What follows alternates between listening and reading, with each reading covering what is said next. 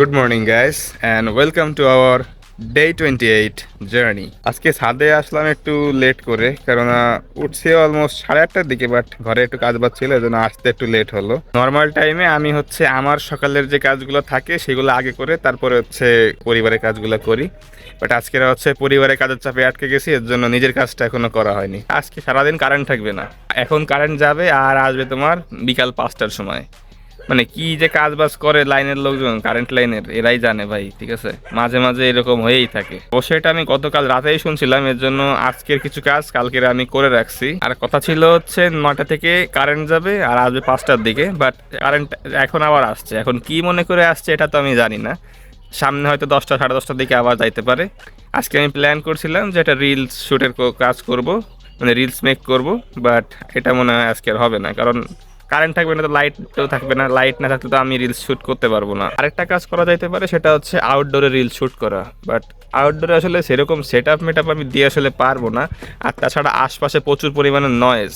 আমার যদি একটা মাইক্রোফোন থাকতো তাহলে হয়তো আমি এই রিস্কটা নিতে পারতাম, বাট আমি যেহেতু মাইক্রোফোনেই আমার ভিডিও রেকর্ড হচ্ছে, সেহেতু আমার তোমার এই জিনিসটা আসলেই করা উচিত হবে না। কারণ আমাদের এখানে আশপাশে ঘরবাড়ি তৈরি হচ্ছে, মেশিনের আওয়াজ, হাতুড়ি পিটানোর আওয়াজ, অনেক কিছু শব্দ শোনা যায়। ঠিক আছে, তো এর জন্য হিউজ একটা ঝামেলা হয়ে যায়। আর এলাকাবাসীর গলার নয়েজ তো আছেই, সাথে ফ্রি। মাঝে মাঝে দেখবা কি কটা মোরগ ডাকে, হাঁস ডাকে, এদের জ্বালায় তো পারাই যায় না ভাই। মানে পুরো রিলসের কোয়ালিটি বা ভিডিও কোয়ালিটি খারাপ হয়ে যায়।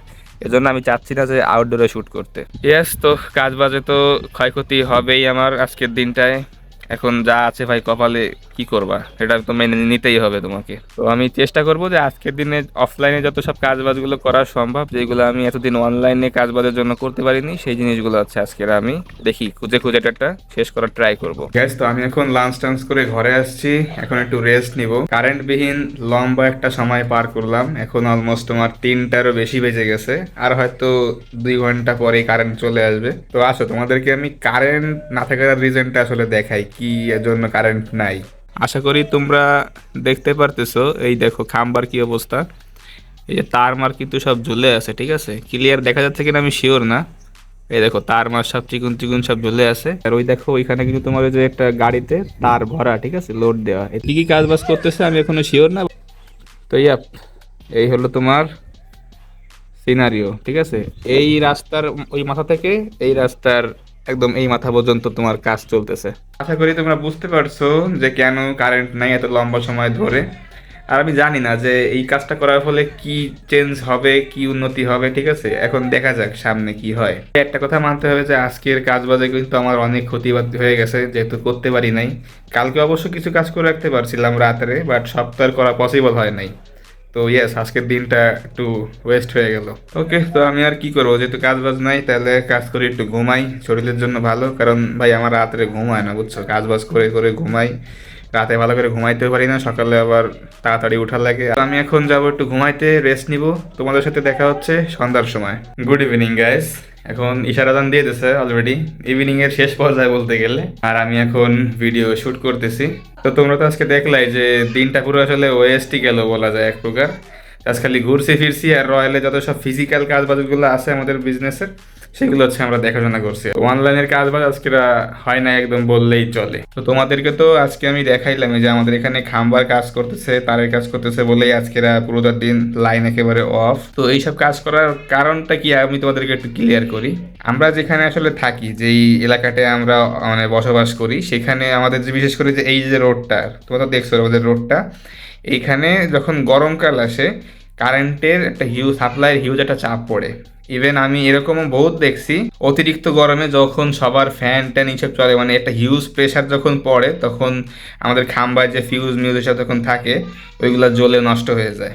যেমন ধরো রাতে আমি ঘরে আসি বা মনে হয় 10টা 11টা বাজে ঘুমাচ্ছি, হঠাৎ করে প্রেশার না নিতে পারে ফিউজ জ্বলে গেছে, পুরো রোডে কারেন্ট নেই। ওই গরমের মধ্যে সারাটা রাত ওরকমভাবে সাফার করো, মানে এলাকাবাসীর একটা দুর্ভোগ।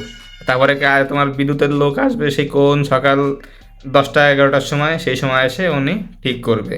ইভেন এরকম আছে ওই দিনটা পুরো আসেও না, মানে কেয়ার করে না। ঠিক আছে, যেহেতু এটা শহরের মধ্যে পড়ছে, বাট ওরকম শহর টাইপের এলাকা না, এটা একটু মানে বিল সাইডে। তো এর জন্য আমরা আসলে অনেক ভোগান্তি শিকার হই।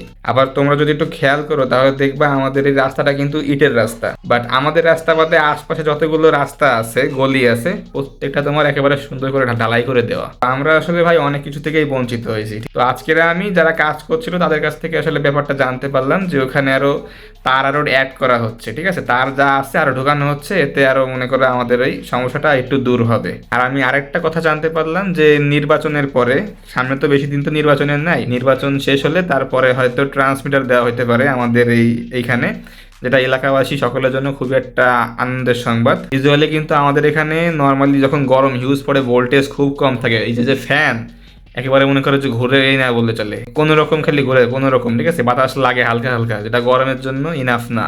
তো এই জিনিসটা দূর করতে পারে ট্রান্সমিটার, তো যদি আসে তাহলে কিন্তু আমাদের সকলের জন্যই এটা ভালো।